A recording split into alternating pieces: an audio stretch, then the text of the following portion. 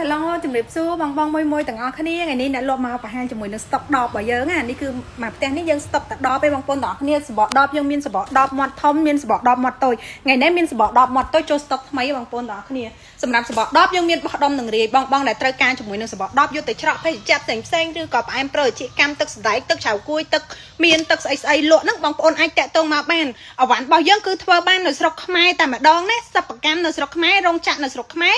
បងប្អូនកម្មករគឺសិតតែខ្មែរយើងទាំងអស់អញ្ចឹងលើកស្ទួយផលិតផលក្នុងស្រុកបងប្អូនទាំងអស់គ្នាណាអញ្ចឹងសម្រាប់សបកដបយើងបងប្អូនអាចមើលបានអវ៉ាន់ពេញផ្ទះតែម្ដងបងប្អូនចង់យកទៅលក់បន្ត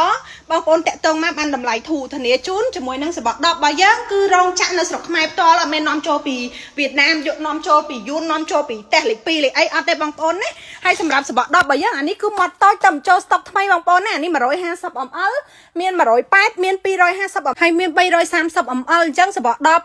មាត់តូចដែលចូលស្តុកថ្មី150 ml 250 ml 180 ml ហើយនិង330 ml គឺមាននៅក្នុងស្តុកហើយសម្រាប់កម្របវិញគឺមានរហូតដល់5ពណ៌បងប្អូនណាមានពណ៌ទឹកក្រូចមានពណ៌សមានពណ៌ខ្មៅ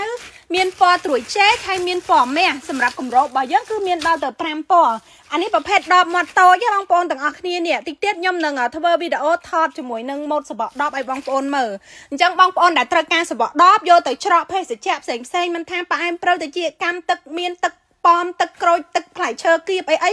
គឺអាចច្រកបានទាំងអស់ណាបងប្អូនទាំងអស់គ្នានេះសម្រាប់សបកដបបងប្អូនទាំងអស់គ្នាខ្ញុំថាឲ្យបងប្អូនមើលតែម្ដងអានេះគឺចំណោះ330 ml ពេលដែលយើងបិទគម្របមកគឺខ្ជូតខ្លាំងតែម្ដងអានេះសុំតបបងប្អូនអានេះគឺចំណោះ150 ml ណាសម្រាប់សបកដបរបស់យើងអានេះមកចំណោះ150 ml អញ្ចឹងម៉ូត150 ml គឺម៉ូតគេមានកលៈអង្កាញ់បែបហ្នឹងម៉ូតគឺស្អាតហើយគុណភាពល្អបងប្អូនណារឹងល្អដែរអញ្ចឹងសម្រាប់បងប្អូនយកទៅច្រកភេសជ្ជៈផ្សេងលក់មកដល់1000 1500អីបងប្អូនយកដល់ចំណោះ150នេះគឺអត់ខុសទេបងប្អូនណាមួយខ្ញុំសួររយច្រើនណាឥឡូវហ្នឹងគឺបានធ្វើរួចហើយកក់រោងចក្រធ្វើគេដឹកមកដល់ភ្លាមគឺចេញវីដេអូជូនបងប្អូនភ្លាមតែម្ដងបងប្អូនណាហើយអានេះគឺមាត់តូចដែរចំណោះ330 ml ចាំមើលខ្ញុំដកឲ្យបងប្អូនមើលមួយណាអានេះចំណោះ330 ml រៀងធំបងប្អូននេះ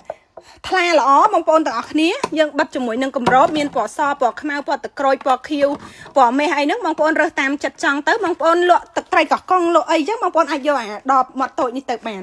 ទឹកផ្លែឈើគៀបអីចឹងណាបងប្អូនទាំងអស់គ្នាអានេះចំណោះ330 ml បងប្អូនហើយខ្ញុំនាំបងប្អូនទាំងអស់គ្នាទៅមើលជាមួយនឹងចំណោះ250នេះ250តូចជាង330ប